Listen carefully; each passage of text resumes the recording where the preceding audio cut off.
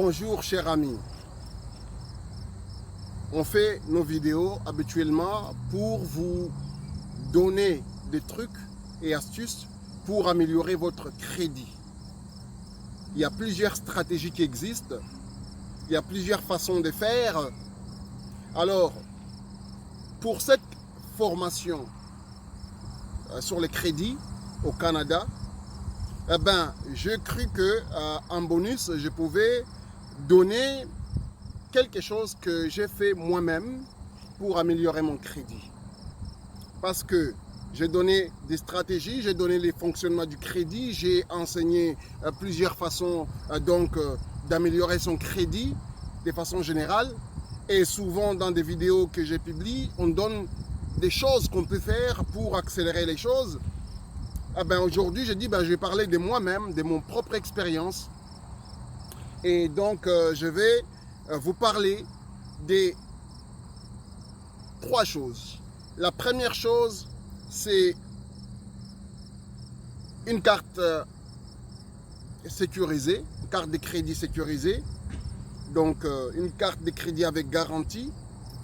En deuxième lieu, c'est la carte de crédit des magasins.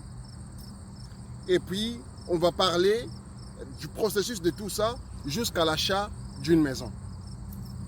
Alors, la façon que ça s'est passé, c'est quand même assez simple.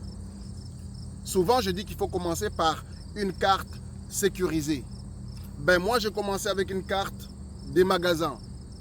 Évidemment, ce n'est pas tout le monde qui peut avoir la carte des magasins, mais si vous pouvez, alors commencez également par ça, mais sinon, commencez par une carte de crédit sécurisée. Mon processus était comment?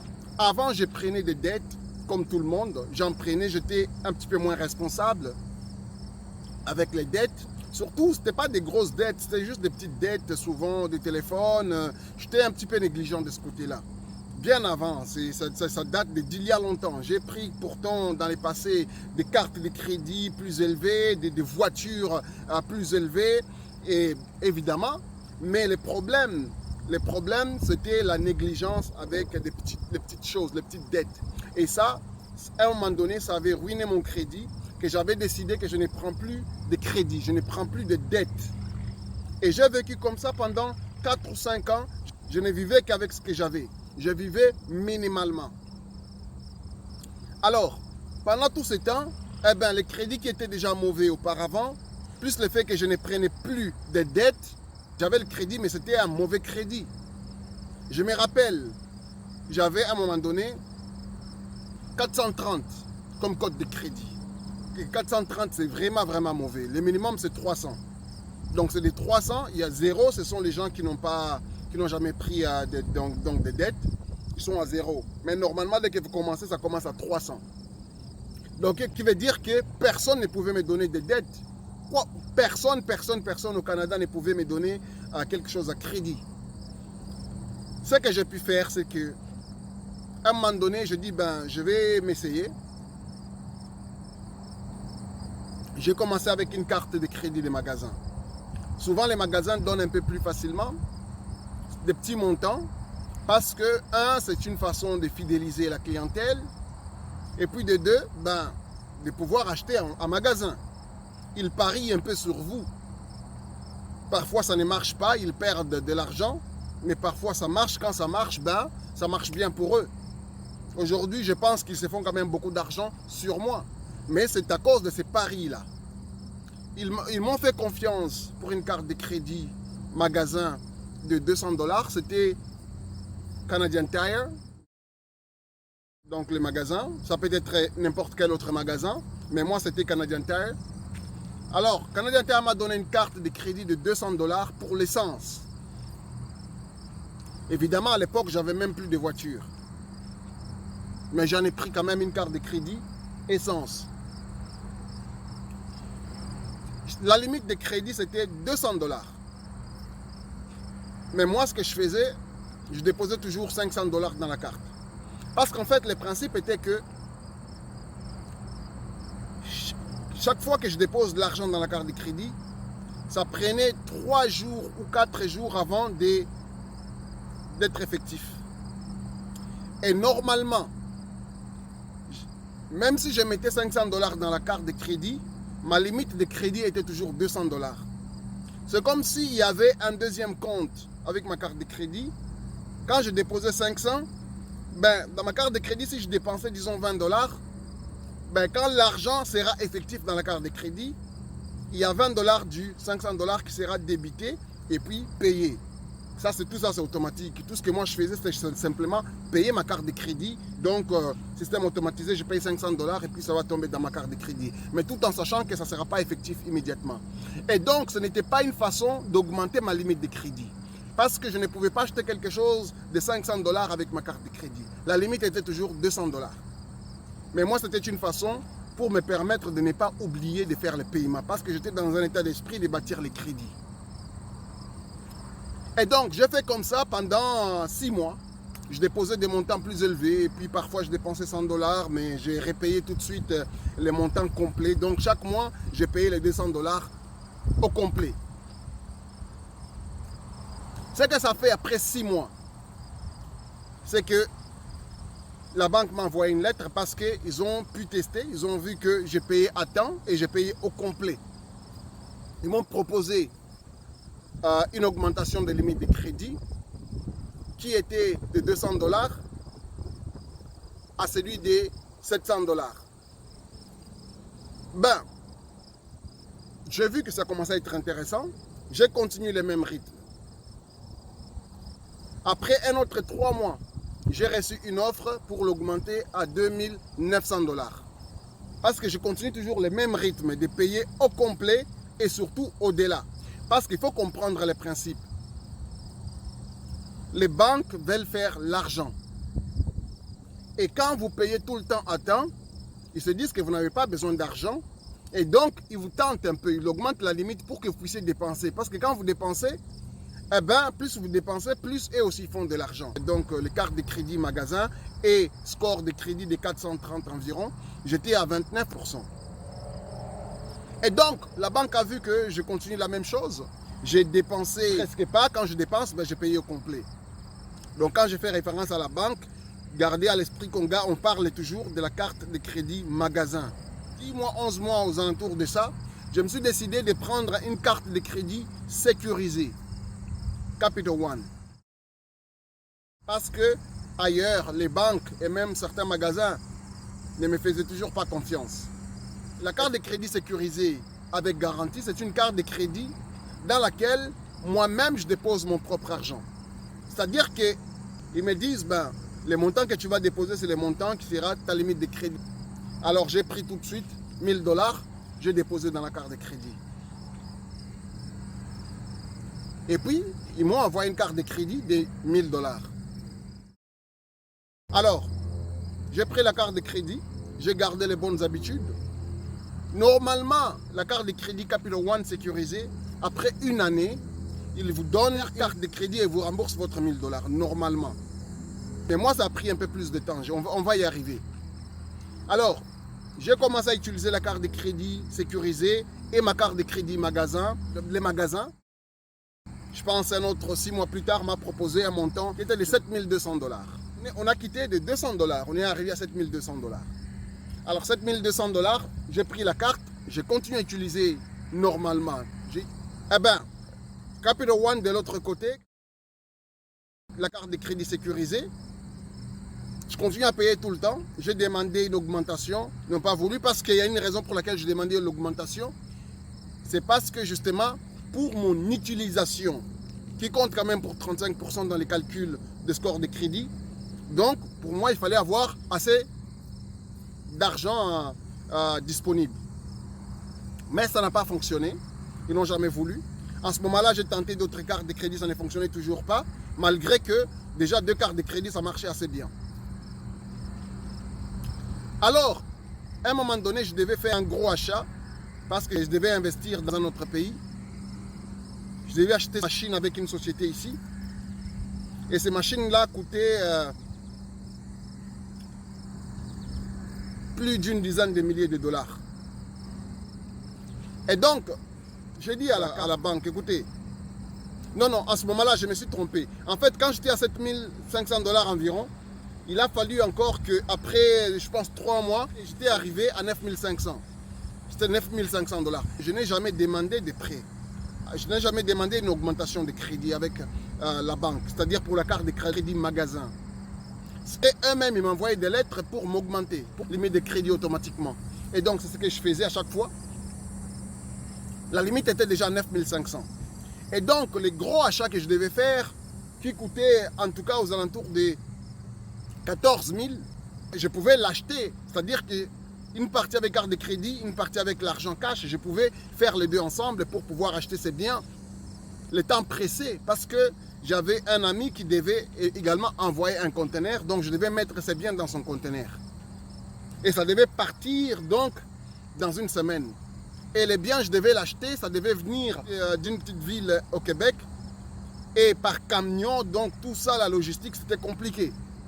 Et donc il me fallait payer ces biens-là tout de suite. Mais je ne pouvais pas envoyer un chèque, je ne pouvais pas envoyer l'argent autrement, afin que je puisse prendre les biens également par camion pour l'envoyer aux entrepôts qui devaient charger dans les conteneurs. Alors, ce que j'ai fait, j'ai appelé la banque. Donc, les magasins en question, Canadian Tire. J'ai dit, écoutez, je pense que vous savez que je suis quand même un très bon client. J'aimerais faire cet achat aujourd'hui. C'est une question capitale pour moi. Mais ma limite de crédit ne me permet pas. Il y a 9500, mais moi, les biens que je vais acheter, c'est aux alentours de 14 000. Après, si vous voulez me permettre temporairement que je mette de l'argent dans la carte de crédit, que ce soit effectif dès aujourd'hui et que je puisse faire cet achat ponctuel. Alors, la gentille dame au téléphone m'a dit, écoutez, je comprends la proposition, mais je ne sais pas trop comment ça fonctionne. Je vais consulter mes superviseurs. Il est parti consulter. Une dizaine de minutes. Omer est venu, on a dit, bon, on a vérifié votre crédit. On a vu qu'il y a une amélioration. Donc, on vous fait une limite de crédit de 16 000. Effectif immédiatement. J'ai pu faire mon achat. Dans la carte de crédit, il ne restait que environ 1000 et quelques, parce qu'il y avait d'autres dépenses déjà faites. Donc, il restait 1000 et quelques sur 16 200 $. Ça, c'était carte de crédit magasin. Une année et demie environ avec la carte de crédit. Je continue à les appeler pour leur dire, mais pourquoi vous ne me donnez pas la carte de crédit officielle? Parce que ça fait plus qu'une année, et je sais que vos politiques disent c'est une année. Je n'ai jamais manqué de paiement, je paye toujours 100% au complet, mais pourquoi est-ce que pour moi ça tarde? Et pourquoi vous ne me redonnez pas mon 1000 $ initial? Ils ne m'ont jamais donné des raisons, ils disent bon, c'est parce que on attend, c'est automatique, le système va calculer, le système va vous envoyer. Pourtant, je connaissais la raison. À un moment donné, la dame m'a bien expliqué la raison, sans se rendre compte qu'elle m'expliquait, sans me le dire directement, mais j'ai compris. La raison était que je ne pouvais pas, même si c'était une balance de 100 $, de 50 $, il fallait que, après les 12 mois de parfaites transactions, je puisse au moins les derniers mois avoir payé les 100%, que je n'ai pas $1 en souffrance.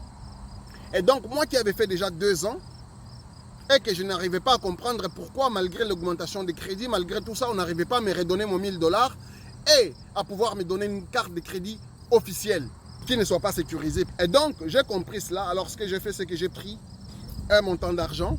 Je devais à peu près une centaine de dollars dans la carte. Souvent, je laissais parfois, bon, 100 $, c'est rien par rapport à une carte de crédit, mais en termes d'intérêt, c'est presque rien. En termes d'utilisation, c'est presque rien. Là, je veux dire que c'est parfait, quoi. C'est pas un problème. Alors, j'ai pris un montant, j'ai payé le montant 100%, même un peu plus. 2 ou 3 semaines plus tard, j'ai vérifié par hasard mon compte en ligne. Et puis, je vois, tout a changé, tout est devenu en or. Mon plateforme est devenue de couleur or. Et puis, écrit carte de crédit or. Et puis, ça ne disait rien. Je vois les montants, c'est le même montant. Bon, j'avais compris déjà, mais je dis, bon, tant que ce n'est pas officiel, j'attends.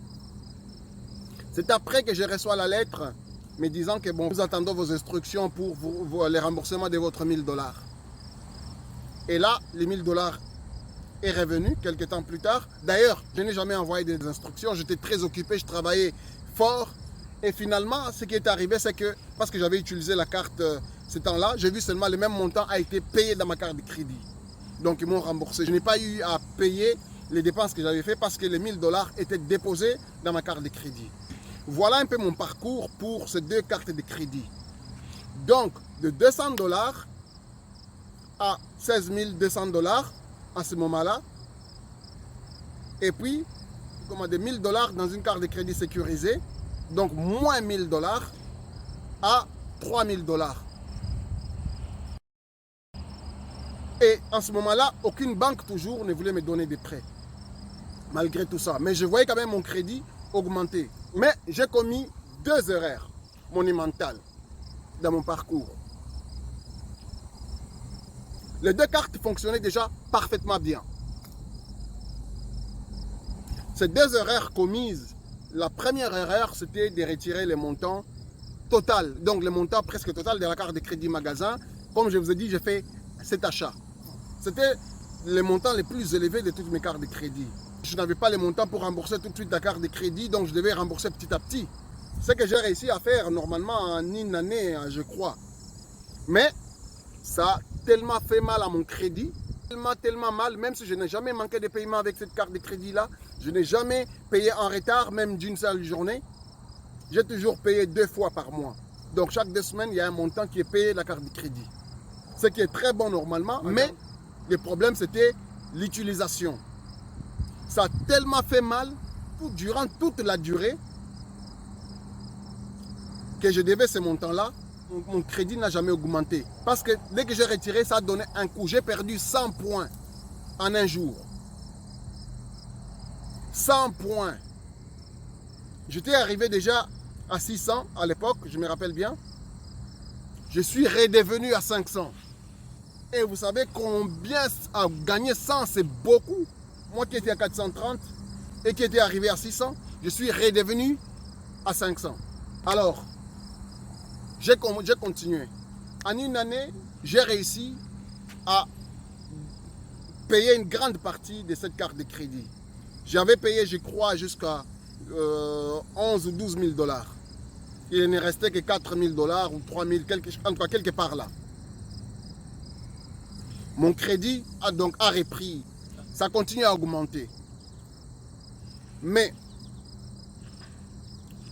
c'est là que j'ai commis une deuxième erreur. Une fois que j'étais déjà rendu avec mon crédit à 620 avec Equifax et 720 avec TransUnion, qui était déjà normalement les scores que je voulais pour acheter une maison. Parce que le but c'était ça, je voulais acheter une maison. C'était les scores que je voulais. Le minimum pour acheter une maison c'était 600. Mais puisque les deux crédits étaient différents, TransUnion et Equifax, on devait prendre donc la moyenne de deux. Mais avec ces deux-là, j'étais normalement qualifié pour acheter. Alors je me suis dit, donc, bon, je suis déjà qualifié. Alors ce que je vais faire, c'est de l'augmenter un petit peu pour pouvoir justement acheter avec un bon taux d'intérêt. Parce que plus la cote de crédit est élevée, plus l'intérêt sera aussi bas. J'ai la marge de négociation. Donc j'ai commis l'erreur. Numéro 2, c'était d'aller prendre une autre compagnie de prêts. Parce que, en fait, dans les calculs, il y a 35% utilisation, il y a un autre 35% pour paiement à temps, 15% de la diversification. En tout cas, mais c'était la diversification qui était mon problème. Parce que pour que mon crédit augmente vite et pour que je sois pris au sérieux partout, il me fallait que j'ai au moins différents produits.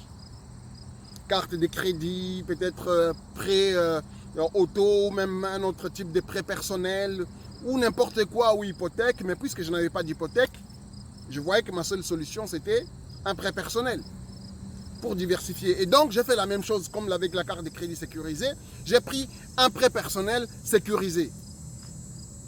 C'est-à-dire que je signe un contrat, bon voilà, je vais faire un paiement, $80. Par contre, j'ai ouvert 2 comptes de crédit.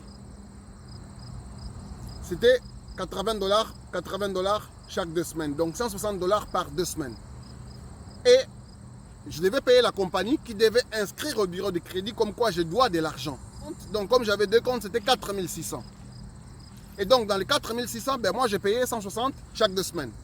Après X nombre de temps, on s'était entendu, je pense quelque chose comme 7 ou 8 mois, en tout cas je ne me rappelle plus, je devais payer ce montant-là. Mais seulement, il devait me rembourser une fraction de ça. En tout et pour tout, au départ, évidemment, je n'avais pas compris. Je pensais qu'ils allaient juste gagner $700 ou quelque chose comme ça. Mais j'ai compris après qu'il y avait tellement de frais cachés avec cette entreprise. Je peux me citer les noms en fait. C'était Refresh Finance. Étant donné que je surveillais en permanence mon crédit sur les 2 bureaux, j'étais abonné pour justement m'assurer que je suivre vraiment parfaitement mon crédit. Ce qui est arrivé, c'est que bon voilà, j'ai payé cet argent. J'ai compris que ces gens-là m'ont pris tellement d'argent. On parlait de presque 30 ou même plus que 30% en fait. De ça parce qu'il y avait des frais. Donc le jour que j'ai débuté les services avec eux, c'était les jours que j'ai imprimé également mes relevés de crédit sur les 2 bureaux de crédit. À peu près 6 mois plus tard, déjà durant cette période-là, je voyais déjà que ça n'augmentait pas mon crédit. Je voyais même que c'était devenu un handicap en fait à mon crédit, cette affaire-là. Mais je les ai appelés plusieurs fois, on s'est entendu que non, on arrive jusqu'au bout parce qu'ils m'ont donné plein d'explications que je trouvais qui n'étaient pas logiques. Mais j'ai compris que bon voilà, de toute façon c'est un contrat, il faut que j'arrive au bout pour pouvoir justement dire si ça marche ou pas. J'arrive donc au bout de nos 6 ou 7 mois, je ne me rappelle plus. J'imprime également les relevés. J'étais à l'époque à 720, comme je dis avec TransUnion, et 620 avec Equifax. J'étais 100 points de moins. Alors que toutes les autres choses que je faisais, aucune n'a changé. Je payais toujours à temps, je n'avais pas fait aucune autre demande de crédit, je n'avais aucune dette autre que celle-là, je payais toujours plus que le minimum demandé. D'ailleurs, je payais au complet mes cartes de crédit. La seule chose qui avait changé, c'était ces prêts avec eux. Mais j'ai tombé que j'étais 100 points moins qu'avant. Donc je n'étais même plus en mesure d'acheter une maison. À l'époque, j'étais en mesure d'acheter une maison avant de commencer avec eux. Mais je voulais simplement augmenter pour avoir le pouvoir de négociation pour les taux d'intérêt. Mais je me retrouve à ne plus être capable d'acheter. Il a fallu que je prouve, j'imprime mes 2 dossiers de crédit, je les démontre. Ils essayent de me démontrer que voilà, c'est peut-être autre chose, leur programme, et ça fonctionne, etc., etc. Mais je dis, écoute, je ne suis pas un petit enfant, je travaille en banque. J'ai fait affaire avec des bureaux de crédit. C'est-à-dire, dans mon travail, j'ai fait affaire avec des bureaux de crédit. Je comprends quand même comment ça fonctionne. Certaines choses, je comprends. Mais j'essaie tellement de m'enseigner que je comprends que même la personne qui me parlait ne comprenait pas du tout de quoi il parlait. Cette personne ne comprenait pas du tout de quoi il parlait. J'ai expliqué et expliqué que je dis que le seul problème, j'ai appelé, j'ai passé des heures avec les 2 bureaux de crédit au téléphone et par courriel. J'ai passé du temps avec leurs responsables. Mais finalement, je me rends compte que voilà, le seul problème, c'est eux. Parce que j'avais pris, par hasard d'ailleurs, j'ai imprimé mes 2 rapports la veille avant de commencer le service avec eux. Et j'ai imprimé également une journée après la fin du programme avec eux. Donc, j'avais des preuves solides. Je n'avais jamais... Toutes les autres choses dans ma vie, au niveau du crédit, étaient parfaites. Aucun déménagement. Donc, stabilité totale. Parce que le crédit, c'est une question de stabilité. Donc, la stabilité était totale. Les seuls changements, c'était les produits, ces prêts personnels de Refresh Finance. Donc, j'ai tenté d'expliquer de milliers de façons. Ils ont tenté de me convaincre. Ils ont tenté d'expliquer plein de choses, chacun, pour essayer de... Je dis, écoute, ça n'a pas de sens. Vous m'avez promis qu'à la fin, je vais obtenir 100 points de plus. Là, j'ai 100 points de moins. Alors, écoutez, j'ai écrit donc une mise en demeure parce que j'expliquais, ils ne comprenaient pas. J'ai écrit une mise en demeure. Finalement, ça s'est rendu à des grands chefs. J'ai donné un délai. Les grands chefs, finalement, m'ont envoyé quelqu'un, une gentille dame, qui a compris les choses. Finalement, la seule solution qui m'a été proposée, c'était un remboursement total et qui ne gardait 0 frais de service. Puisque je n'avais pas le temps à perdre, j'ai accepté. Je suis bien conscient que je pouvais les poursuivre. Parce qu'il y avait quand même beaucoup de dommages. Et vraiment beaucoup de dommages. Les dommages, c'était... Non seulement je ne pouvais pas acheter la maison où j'habitais, en tout cas, n'était plus habitable du tout. Les conditions étaient très mauvaises. Je ne pouvais même plus louer un appartement à cause de cette histoire. Alors que, avant de commencer avec eux, j'ai loué même des appartements aux proches qui avaient des problèmes de crédit. Je louais pour eux, à mon nom. Avec cette affaire, je ne pouvais même plus louer pour moi. Il y avait des réels dommages. Je ne pouvais pas acheter, je ne pouvais pas louer. Partout, on me refusait. Et je ne pouvais rien faire. Je me suis assuré d'enlever toute cette affaire. Ils ont écrit au bureau de crédit comme quoi j'ai payé. Tout est redevenu normal, sauf mon crédit. J'ai fait l'effort de payer en totalité l'autre quart de crédit à 16 200 de magasins. Et puis, de continuer petit à petit jusqu'à arriver au moment où j'étais de nouveau en mesure d'acheter une maison. Et donc, en allant acheter une maison, j'avais déjà tout ce qu'il fallait pour pouvoir acheter une maison avec la CHL. Donc, en payant 5%, comme c'est le cas pour la majorité des Canadiens, on paye 5% du prix de la maison et puis la banque nous prête le reste. Ben moi, ce n'était pas possible parce qu'en fait, en ce moment-là, j'avais 2 notes de recouvrement au bureau de crédit. Ces 2 notes, en fait, c'était quoi? Au Québec, on paye quand on envoie les enfants à l'école. On paye la période de dîner pour que quelqu'un puisse les surveiller pendant qu'ils mangent. Ou sinon, l'enfant doit aller manger à la maison à midi.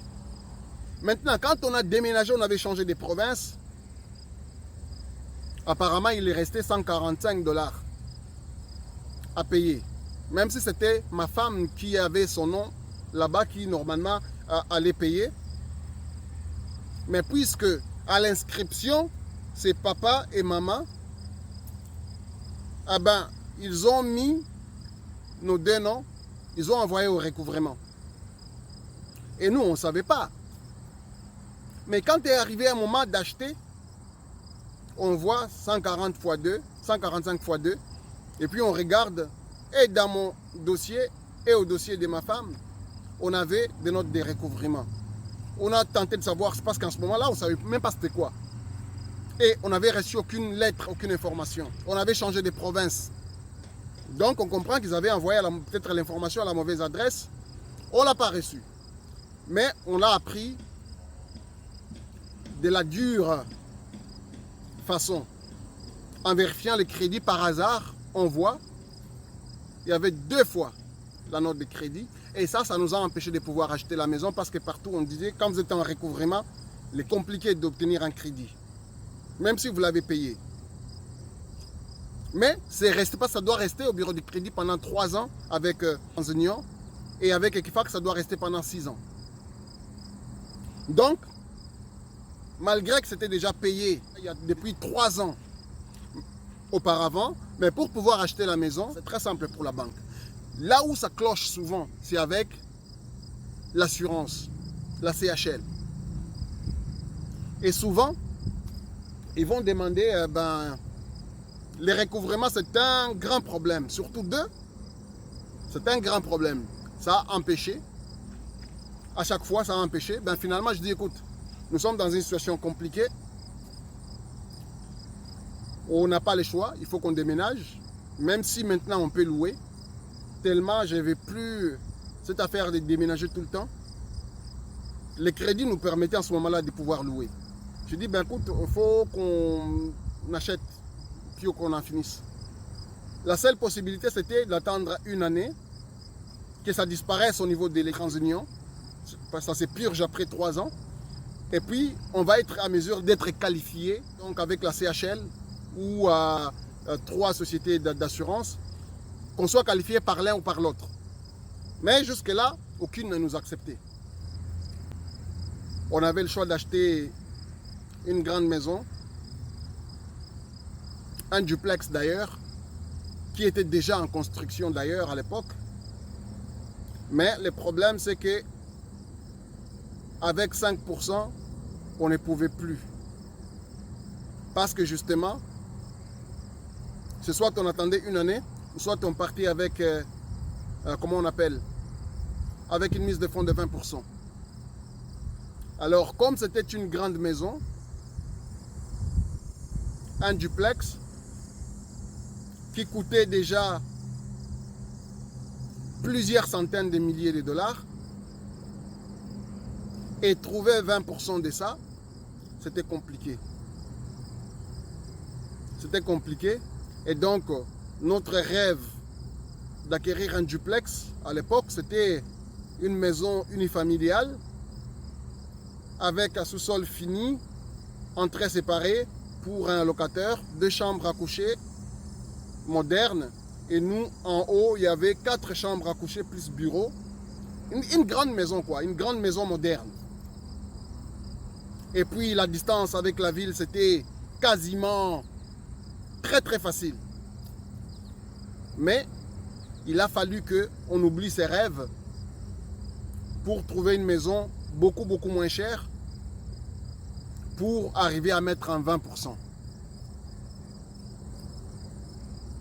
Et même les 20%, il a fallu vider toutes les économies à 100%. Et même là encore, ça ne suffisait pas pour pouvoir acheter cette maison. Mais il fallait, c'était une démarche, c'est une question presque de vie ou de mort pour nous, de pouvoir déménager et avoir un chez-soi. Et donc c'est comme ça qu'on a pu mettre un 20%. On a pu acheter une maison de ville qui nous convient parfaitement. L'espace est correct. Les lieux un petit peu plus loin que si on avait pris l'autre maison unifamiliale. Et puis on a tombé une bonne période où le taux d'intérêt était très bas. On parle de 2% et moins. Pour un financement conventionnel, c'est quand même très bien. Donc c'est comme ça qu'on a pu arriver donc à l'achat d'une maison en partant d'une cote de crédit de 430, en commençant avec une carte de crédit magasin de 200 $ et une carte de crédit sécurisée de moins 1000 $. En fait, de plus 1000 $, disons-le comme ça, parce que c'est un 1000 $ que je suis obligé de payer d'avance. Donc, on est arrivé à avoir une cote de crédit de 780 en l'espace de 3 ans. 3 ans maximum. Même moins que 3 ans, mais disons 3 ans. Mais ça, c'est parce qu'il y a eu 2 erreurs. La première, sur l'utilisation. On avait vidé la carte de crédit et repayé, on ne l'a pas payé tout de suite. En tout cas, ça a pris au moins une année. Et puis de 2, parce qu'on a fait cette affaire de Refresh Financial, qui nous a également coûté des points. Sans ces 2 choses, sans ces 2 erreurs, on pouvait avoir une cote de crédit en 1 an et quelques mois, ou même 1 an tout juste, on pouvait avoir la même cote de crédit, donc de 430 à 780.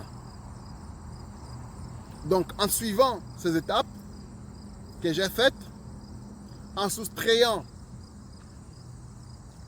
les mauvaises actions commises, les 2 seules mauvaises actions commises qui est l'utilisation, j'ai dépensé la carte de crédit et puis avoir un prêt personnel avec Refresh Financial. Je ne dis pas que les prêts personnels sécurisés c'est mauvais. Je dis que moi, à mon expérience avec cette entreprise-là, ça n'a pas fonctionné. J'ai des preuves noir sur blanc écrites. Parce que j'avais constitué tout un dossier et prêt à aller au tribunal. Donc, le matériel pour le prouver est là, les preuves sont solides. Quand j'enlève ces 2 actions, je pouvais normalement avoir de 430 à 780 en une année, ou même une année, quelques mois, exagérons. Donc c'est possible. Il y a même des façons de l'avoir un peu plus rapidement, comme on l'a expliqué avec l'ajout de quelqu'un, d'autres sur les crédits. Cette possibilité existe. Mais moi, aujourd'hui, j'expliquais mon parcours. Toutes les autres stratégies, on a expliqué dans la formation. Mais ça, c'est vraiment mon expérience personnelle qui fait partie intégrante en fait de cette formation. J'espère que toutes ces informations, toute la formation dans son ensemble a été enrichissante pour vous. Je vous souhaite plein succès dans ce que vous faites, dans ce que vous voulez faire et surtout la discipline. Parce que je sais que c'est une question d'argent. Une question d'argent, ça demande beaucoup de discipline pour pouvoir gérer son crédit correctement. Je vous ai dit, restez pendant 2 ans, 3 ans, sans manquer une seule fois les paiements, sans payer une seule fois en retard, toujours payer 2 fois par mois, donc chaque 2 semaines, parfois un peu plus, parfois un peu moins. Je n'avais pas les montants, disons, fixes à payer, mais je payais toujours, j'avais déjà programmé dans mes comptes bancaires de prendre automatiquement 50 $ et déposer sur mes cartes de crédit.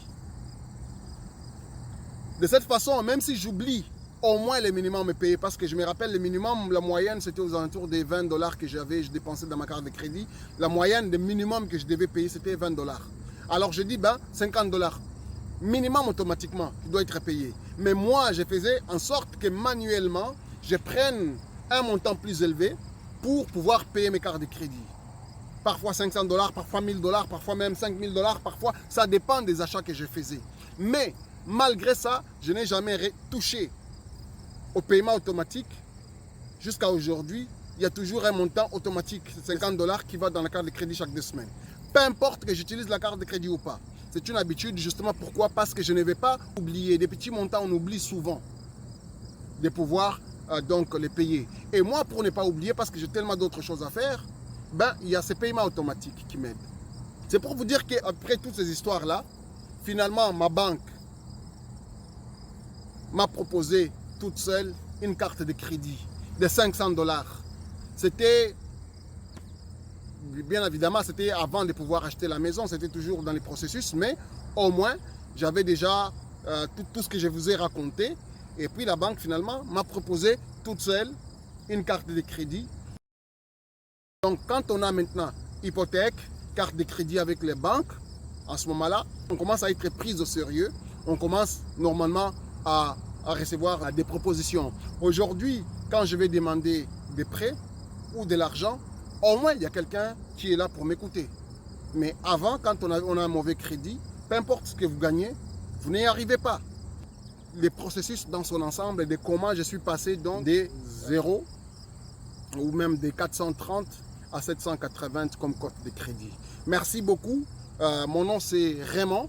Merci de soutenir la chaîne Cash Stratégie. Merci de soutenir notre site internet raycash.com et merci de nous suivre, nous encourager sur les réseaux sociaux. On vous dit merci et puis à la prochaine. Raymond.